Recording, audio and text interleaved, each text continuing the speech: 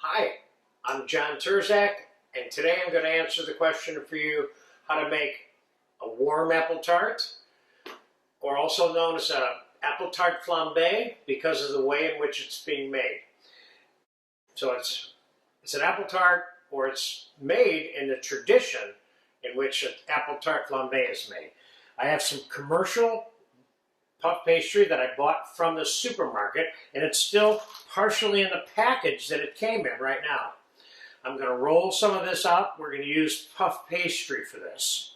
You don't have to use puff pastry. You could use a sweet paste rolled very thin, or you could use a pâte brisée that's rolled very thin, but I'm using puff pastry because I like it for this. So let's put a little bit of flour on this table. Let's roll this out.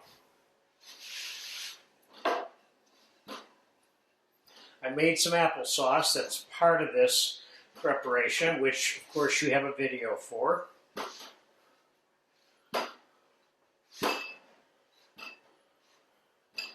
Okay, that's rolled enough for me. I don't want to roll too thin. I'm going to use this plate as a template because this is the size that I want the apple tart to be.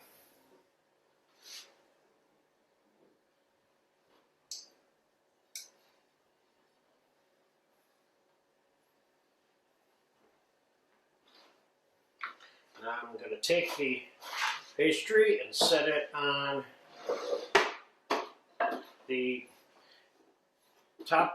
bottom of a quarter sheet pan turned upside down. It's easier to get this off.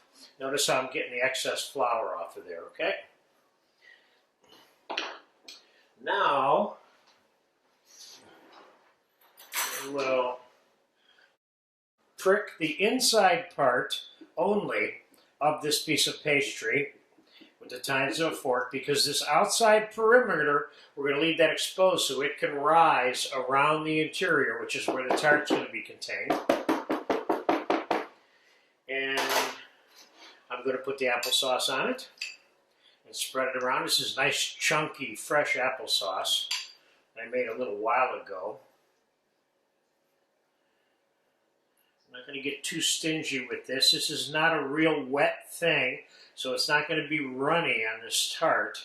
I'm not sure if I could say that for some of the commercial applesauces because I normally don't use them, but they don't look quite as tight and as dry as this fresh version is, which I've demonstrated for you in a video how to make.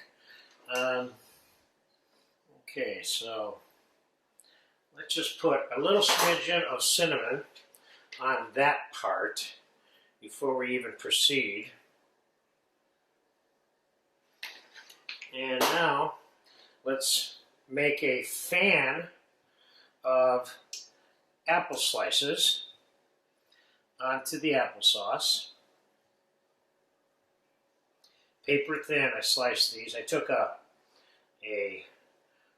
sixth of an apple. I'll give you an example of how I did that real quick. Took a sixth of a peeled apple, which is like that, and then I figured the size length that I needed, and I cut the apple first, like that, before I made the slices that I'm using.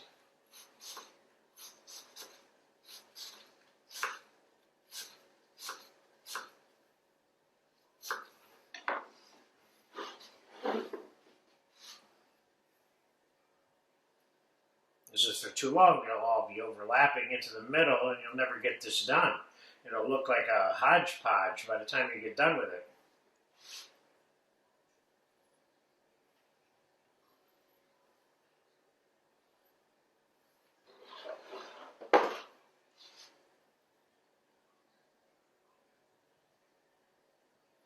And when you get down to the very end here, you lift up that last apple slice, slip that under there like so.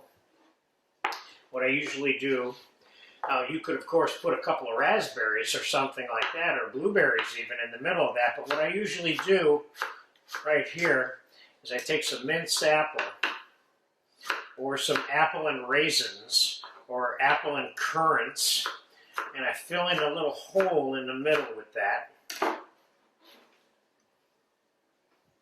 So we've got some chopped apple that's going to get all nice and soft, certainly keeping with the texture of the applesauce on the bottom. The great thing about this dessert is that when you bite into it, it's all apple that comes biting out at you. Okay, so now I'm going to egg wash with I have a 1 egg yolk with a tablespoon or tablespoon and a half of heavy cream here.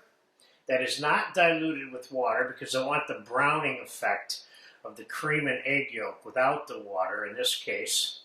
And also, the concentration of egg yolk and cream hardens slightly and crisps the top of this section of the shell when it bakes up.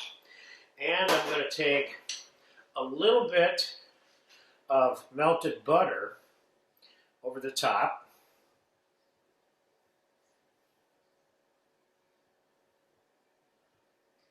So, not too much.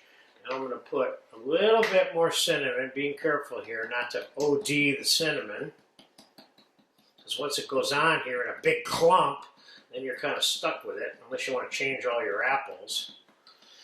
I'm going to sprinkle a little bit of sugar on top of that, like that, including on the perimeter edge, the sugar. Now this is exactly the stage at which you can make this and put it in the fridge. So if you were going to serve this as a warm dessert, you could make it at this point, put it in the fridge earlier in the day, the same day of course, because you don't want the pastry getting soggy overnight with the applesauce sitting on it. And then when you sit down to dinner, you can pop this in the oven, so while you're having dinner, the tart will be baked, because this is going to take a good 30 minutes, give or take, to bake off. Now, so I'm going to pop this in the oven now at 400, and we're going to come back to that in about 30 minutes. I'm going to bring it out, and I have some caramel glaze that we're going to glaze the top of it with, and we're going to serve it with a little bit of ice cream. See you in about half an hour. Okay, it's been about 35 minutes with the apple tart. It's looking really good. Can you get in on that bad boy, Richard? Oh, yes. And that sugar, of course, kind of glistens that up a little bit, that edge, which is nice. And I'm going to loosen this. And then before I proceed with the glaze, getting it onto the plate and the ice cream, I'm going to dust the rim of this with sugar. How am I going to do that and keep it just on the rim? I'm going to do this. I'm just going to move the plate around. So I'm just not sugaring the inside of it at the same time. I'm also not damaging the inside or the outside. We're getting that nice dusted look along the perimeter on the outside. Okay. Now, before we move to the plate, I have a little bit of caramel sauce that I made fairly thin, and we're going to glaze the top of this with the caramel. Nothing could be better than apple and caramel, except possibly apricot glaze on here, but you know, this is good. I have a nice recipe for how to make this glaze, or sauce if you want to call it that in this case.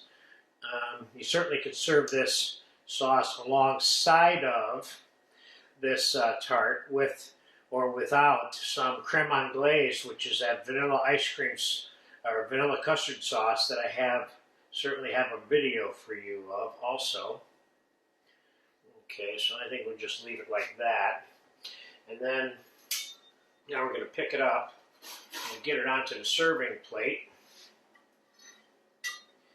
Put it off a little bit to the side. And we are going to put a scoop of this cherry flavored vanilla ice cream that I made, which is good. You put whatever kind of ice cream you want. Some form of vanilla is kind of traditional with this, but cinnamon ice cream also. So we'll put a little scoop of ice cream on here. And I have a little bit of cinnamon sugar here, which is granulated sugar and cinnamon mixed together. And I would certainly say to serve it with either the ice cream or the vanilla custard sauce at creme anglaise. So this is a happy birthday dessert for our director and producer, Richard, who deserves at least this, but this is all he's getting from me. Thank you very much. And this is a great warm dessert. Enjoy this if you get a chance to make it. And if you don't get a chance to make it, you just get a chance to eat one, that's fine too. Have fun with it.